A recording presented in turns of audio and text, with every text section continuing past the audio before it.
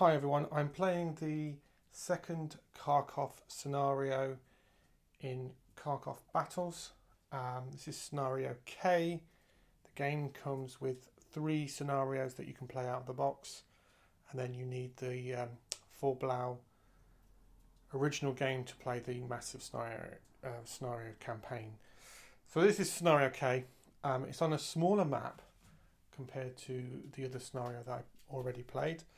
And I've set the game up. I've played turn 1. Before I talk about that, I'll just point out the key victory conditions for either side. So for the Germans, to get a minor victory, they need to do one thing. To get a major, they need to do 2 things of 3 potential elements. One of those is to defeat around 20 of the Soviet counters. See all the Soviet counters there. The other things that they'll be doing, and when I'm playing this game solo, this is what the Germans will be pushing for, is they have to take either or and this location here and this location there. And they already start fairly, especially here, fairly close to that location there, for example. Although these units aren't terribly strong. Now for the Soviets, they also have quite an attacking objective. They have to get a major victory, they have to get 2 elements of the potential 3, minor victory 1. They have to be able to take this area, I think it might just be might be on camera, just this area just here, and retake Kharkov, which is just over here on the map, or take this area here, right over here, which as you can see is a fair distance. So from a scenario point of view, it's quite interesting how both sides are trying to take key objectives and they're not the same objectives. So from a solo, playing the game solo, and for that matter 2-player, it's quite interesting. Now, the other thing that's probably worth pointing out is that this is the one of the maps in the game. As I said, it's smaller, but the hexes are slightly bigger. And it's not a big map on the table at all. And I've got it under plexi, so if there's a little bit of glare, that's why. In terms of the setup, pretty much I've played the first turn. Now in the first turn, the Germans don't get to do anything, basically. The Soviets do, but not all of their units are committed, so there's not a lot that we found that the Soviets did. They pushed a few German counters about a little bit, and they got themselves into a better position, really. But that's about the size of it. It is a short scenario. It's 6 turns, and I'll probably play at quite a leisurely pace over the evening. It does introduce a couple more mechanics than the other scenario that I played, so I'm looking forward to learning about those mechanics as well.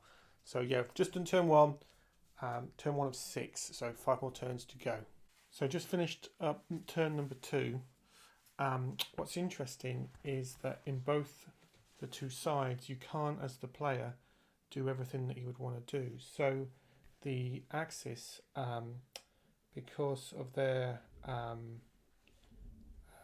what's the word, sort of restrictions on them for the first few turns, they can't activate all these HQs and get their forces into the fight. They don't have enough fuel and ammunition and so forth.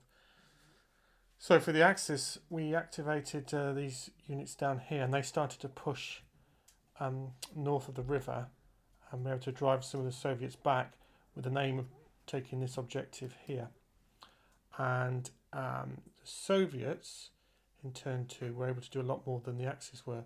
So they've started pushing this end, sort of this side of the map here, pushing towards Kharkov, and they've also been able to make quite really good headway on this part of the map here, and been able to push the Axis back, and either will split their forces between the 2 objectives, or maybe focus and concentrate on one. So by the end of turn 2, basically the Soviets are making much better headway towards their key objectives. However, the Germans have inflicted some casualties on the Soviets. So they still, still plenty for them to try and achieve. And they are, like I said, making a bit of headway, very close to that objective. In terms of the actual number of hexes away, even though the Soviets are getting quite close to Kharkov, the Germans have plenty of troops and armour here, whereas the Soviets hardly have, nothing here at all. They have some defences. So, yeah, we'll see how we get on. So at the end of turn number 3, both actually sides are making quite good progress for their respective objectives. The Soviets, firstly, they're making progress towards taking this area, which then will lead them to be able to take here, and are moving downwards towards this objective here. The Germans, the Axis, have been able to clear this area here and make progress on. They've actually crossed the river here, so the doorway is now open for them to progress and attempt to take this objective here, and potentially this objective here as well. And then the Soviets on this side, as you can see here, they are making slower but progress nonetheless, and have 2 stacks there ready to start to engage these German defenders here in Kharkov. So that was quite an important turn. Lots of narrative things happening, which is great. A little bit of movement, a little bit of to and fro-in, and some of the units have taken some step losses. The Axis, I think, looking at my little stack of step losses, have inflicted about 8 unit casualties. So they're making progress towards. I think they have to get I think it's 20 from memory without checking the rulebook for the scenario. So quite a very productive, quite eventful turn for both sides. So it was good fun. So we're now at the beginning of turn number 4, and we've got this turn and one more turn to play, and then the game will be finished by the rules of the scenario. The Soviets have been able to take this city here. They will then move on to and take and have a crack at doing that one. Down at this side of the board, they were pushed back. This is quite a tough one to take because of the river on the hex there. Actually, the same could be, to a lesser extent, I think this one will be quite a tough one to take as well. And we'll have to draw a random chit to determine the strength of the lone Axis counter there. The Axis counters have been able to push towards this area here, which is an objective. I don't think they're going to be able to take this one and this one in time. We'll see. And then the Soviets have been able to circle round and make a move on Kharkov. I haven't taken it yet, but I'm pretty confident that they will. There's some quite good Soviet stacks here. They were able to push the Germans who were trying to come in from this side, push them back, so sort of holding that door closed for there. The Germans, however, do have some very meaty stacks here, and they will try and I'm trying to work out whether I think they would go and come to the aid here, or whether they would go to the aid of Kharkov. I feel they may move north or move up the board here and engage these Soviet stacks here and try and reinforce Kharkov. That's probably not the best gaming thing to do, but I feel that's probably what they would have done in the history. So, yeah, a really good turn. Lots of dice rolling, lots of action, lots more casualties. I am just looking at the casualty pool. I don't think the Germans are far off having caused enough casualties to make that part of their objective. But yeah, 2 more turns to play through. Just completed turn number 5. Super eventful. So on a just talking to the Soviets first, on an unbelievable die roll, the Soviets were able to push the Germans out. I'm just going to see if I can see it. On this last objective, it's just on the camera. On this objective here. So Soviets have that objective. There's almost no way the Germans are going to be able to push. They'll have a go, push them back out, but that's pretty much as good as taken.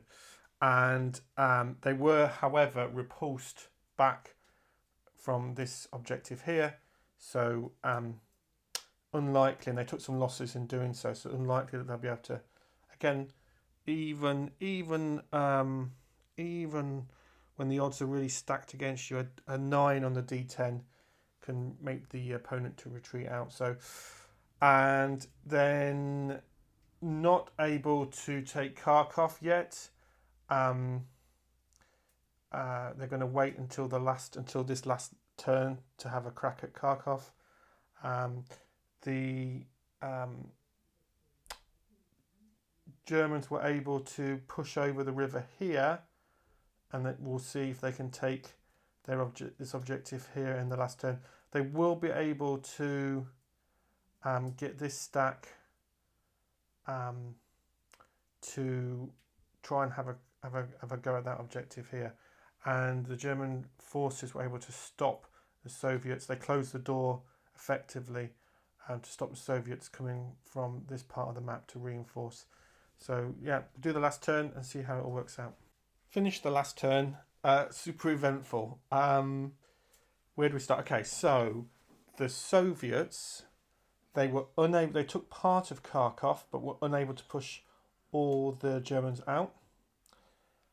Lucky die roll. They were able to take this objective. They have an objective which is sort of off, just on the map, just down there. So they have 2 of their 3 objectives.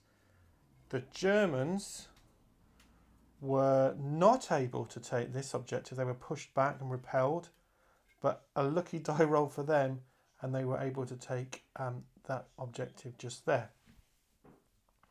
In addition, the Germans definitely caused enough casualties to take their objective that they had around there. So technically it's a draw.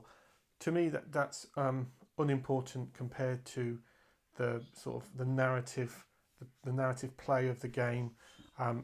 Very eventful game. The Soviets were able to stop these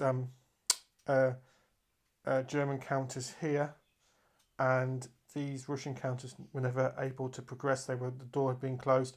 The German counters here that had come on from this side of the map here and worked their way down, another couple of turns, they'd have made a big difference to the assault on Kharkov.